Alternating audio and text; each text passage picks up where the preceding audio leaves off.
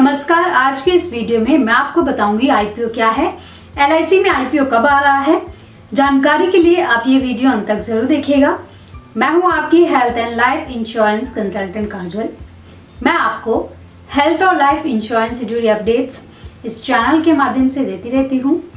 पर video start करने से पहले मैं आप सभी लोगों से रिक्वेस्ट करना चाहूँगी, प्लीज़ आप मेरे चैनल को सब्सक्राइब करना, मेरी वीडियो को प्लीज़ लाइक करना और बेल आइकन को प्रेस करना ताकि लेटेस्ट अपडेट मेरी वीडियोस के रिगार्डिंग आपको मिलते रहें। चलिए शुरू करते हैं आज की वीडियो। सबसे पहले तो मैं आपको बता दूं आईपीओ का मतलब क्या है, क्योंकि बहुत से लोगों को ये भी नहीं मालूम है। तो आईपीओ का मतलब है इनिशियल पब्लिक ऑफर।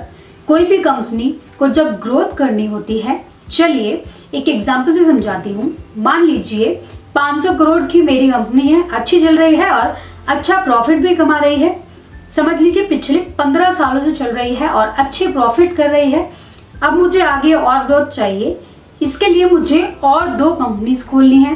मेरी एक कंपनी चल रही है 500 करोड़ के वर्थ की और मुझे और 2 कंपनीज खोलनी है जिससे मैं 500 करोड़ और कमा सकूं। तो ऐसा करने के लिए मेरे पास 2 ऑप्शन है। ऑप्शन नंबर 1 है मेरे पास कि मैं बैंक से 1000 करोड़ का लोन ले लूं और 2 फैक्ट्री डाल दूं। पर मैं ऐसा क्यों नहीं करूंगी, क्योंकि मुझे पता है इसमें रिस्क है। 1000 करोड़ का बोझ मेरे सर पर चढ़ जाएगा और उससे उतारने की रिस्पॉन्सिबिलिटी भी मेरी ही होगी, क्योंकि इन केस कुछ भी आगे पीछे हुआ हो सकता है, आने वाले टाइम में लॉस हो जाए और नई कंपनीज मेरी पहली कंपनी की तरह प्रॉफिट ना कमा पाए। मुझे लोन का हाई इंटरेस्ट नहीं पे करना है, ईएमआई नहीं पे करनी है। तो पहला ऑप्शन हुआ फेल, जिसे कोई कंपनी ट्राई नहीं करना चाहिए। तो ऐसे ही मेरे पास दूसरा ऑप्शन भी है कि मैं अपनी कंपनी को शेयर मार्केट में लेकर आऊं, और शेयर मार्केट में कंपनी को लेकर आने का सबसे बढ़िया जरिया है आईपीओ के माध्यम से, जो है इनिशियल पब्लिक ऑफर। तो बैलेंस शीट के हिसाब से, सेबी के रूल्स के हिसाब से एंड रेगुलेशंस को फॉलो करने के बाद मैं एक प्राइस डिसाइड करूंगी, मुझे कितना प्रॉफिट होगा, मेरी कंपनी कितनी स्ट्रांग है उस हिसाब से। और ये ऑफर कौन निकालता है? जो कंपनी अच्छा काम कर लेती हैं, जिनको मालूम है कि मेरे पास कंपनी एक्सपेंड करने के चांसेस हैं और मैं अपने बिजनेस को और एक्सपेंड कर सकता हूं, वो लोग आईपीओ के माध्यम से पब्लिक तक पहुंचते हैं और पब्लिक से पैसे लेते हैं। ये होता है आईपीओ का मतलब। चलिए अब जान लेते हैं एलआईसी में आईपीओ कब आ रहा है। एलआईसी यानी भारतीय जीवन बीमा निगम भारत की सबसे बड़ी सरकारी इंश्योरेंस कंपनी, जिंदगी के साथ भी जिंदगी के बाद भी। देश में एलआईसी के 25 करोड़ तक पॉलिसी होल्डर्स हैं, 13 लाख एजेंट हैं, 2000 ऑफिस हैं, 30 लाख करोड़ से ज्यादा की संपत्ति है एलआईसी के पास और शेयर बाजार में एलआईसी की बहुत बड़ी हैसियत है। देश के सारे म्यूचुअल फंड्स मिलाकर जितना पैसा मैनेज कर रहे हैं, यानी उनके पास कुल मिलाकर जितने शेयर्स हैं, वो सब जोड़कर भी एलआईसी की अकेले की इन्वेस्टमेंट की बराबरी नहीं कर सकते। इसी से आप अंदाजा लगा सकते हैं कि मार्केट में एलआईसी का कितना दबदबा है। मार्केट में एलआईसी के 36 लाख करोड़ रुपए से ज्यादा लगे हुए हैं। ये आंकड़ा थोड़ा ऊपर नीचे हो सकता है, क्योंकि मार्केट हमेशा मूव करता रहता है, एक जैसा नहीं रहता। ये जो 36 लाख करोड़ है, ये भारत की जीडीपी के 5वें हिस्से से कुछ ही कम है। इससे आप खुद ही समझ लीजिए कि एलआईसी का कितना बड़ा आकार है। यही वजह है कि एलआईसी पर इतना भरोसा जताया जा रहा है, इतनी उम्मीदें लगाई जा रही हैं। इंश्योरेंस का न्यू प्रीमियम बिजनेस जो है, उसमें एलआईसी का 61.4% हिस्सा है। यानी अगर आप बाकी सारी प्राइवेट कंपनीज को एक और रख दें, तब भी उनके पूरे बिजनेस के मुकाबले एलआईसी लगभग 60% ज्यादा है। एलआईसी का जो बहुत बड़ा आईपीओ आने वाला है, उसमें ये संभावना जताई जा रही है कि इस आईपीओ के जरिए भारत सरकार 1 लाख करोड़ तक या उससे ज्यादा की रकम जुटाएगी और इस आईपीओ में कोई कसर नहीं छोड़ी जाएगी।